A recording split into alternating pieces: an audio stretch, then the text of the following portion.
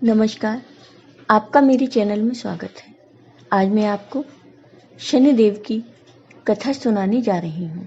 एक बार शाम के समय हनुमान जी अपने आराध्य श्री राम का स्मरण करने लगे तो उसी समय ग्रहों में पाप ग्रह मंदगति सूर्य पुत्र शनिदेव पधारे। वह अत्यंत कृष्ण वर्ण के भीषणाकार थे। वह अपना सिर प्राय झुकाए रखते हैं, जिस पर अपनी दृष्टि डालते हैं वह अवश्य नष्ट हो जाता है। शनिदेव हनुमान जी के बाहुबल और पराक्रम को नहीं जानते थे। हनुमान जी ने उन्हें लंका में 10 ग्रीव के बंधन से मुक्त किया था। शनिदेव हनुमान जी से विनय पूर्वक बोले, हनुमान जी, मैं आपको सावधान करने आया हूँ। त्रेता की बात दूसरी थी, अब कलयुग प्रारंभ हो गया है। भगवान वासुदेव ने जिस क्षण अपनी अवतार लीला का समापन किया, उसी क्षण से पृथ्वी पर कली का प्रभुत्व हो गया। यह कलयुग है। इस युग में आपका शरीर दुर्बल और मेरा बहुत बलिष्ठ हो गया है। अब आप मेरी 7.5 की दशा प्रभावी हो गई है। मैं आपके शरीर पर आ रहा हूँ।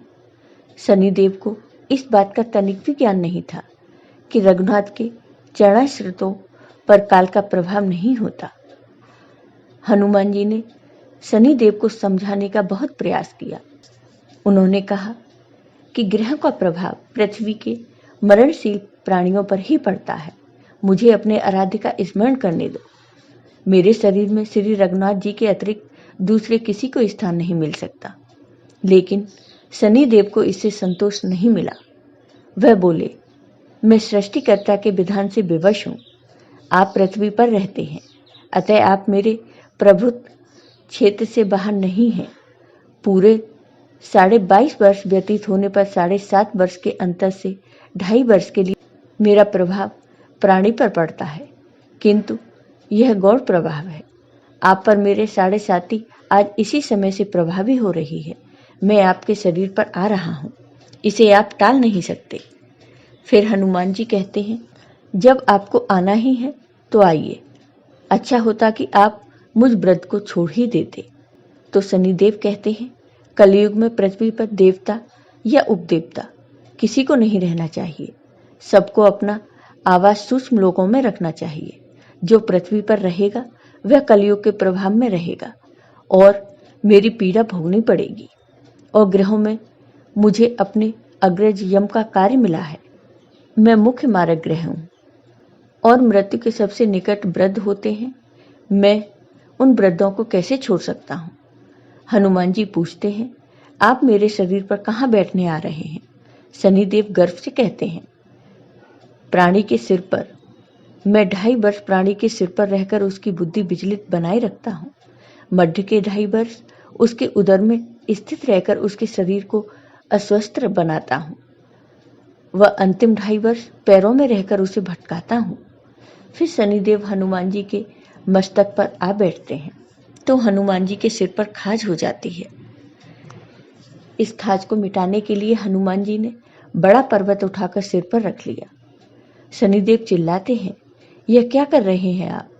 फिर हनुमान जी कहते हैं, जैसे आप सृष्टिकर्ता के विधान से विवश हैं, वैसे मैं भी अपने स्वभाव से विवश हूँ।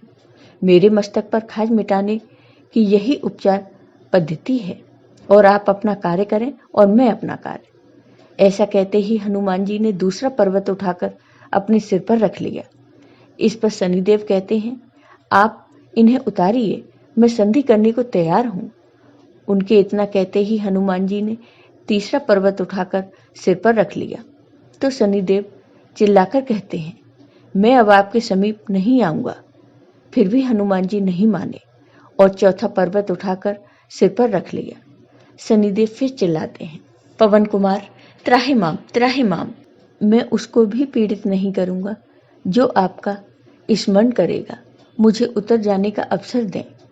हनुमान जी कहते हैं, बहुत शीघ्रता की, अभी तो 5वां पर्वत बाकी है। इतने में शनिदेव हनुमान जी के पैरों में गिर गए और कहा, मैं सदैव आपको दिए वचनों का स्मरण रखूंगा। फिर हनुमान जी ने शनिदेव को जाने दिया। आघात के उपचार के लिए शनिदेव तेल मांगने लगे। हनुमान जी तेल कहाँ देने वाले थे। वहीं शनिदेव आज भी तेल दान से तुष्ट होते हैं। आपको ये वीडियो पसंद आया हो तो लाइक कीजिए, शेयर कीजिए और मेरे चैनल को सब्सक्राइब कीजिए। साथ ही बेल आइकॉन पर क्लिक जरूर कीजिए, जिससे हमारे वीडियो के नोटिफिकेशन आपको मिलते रहें। धन्यवाद।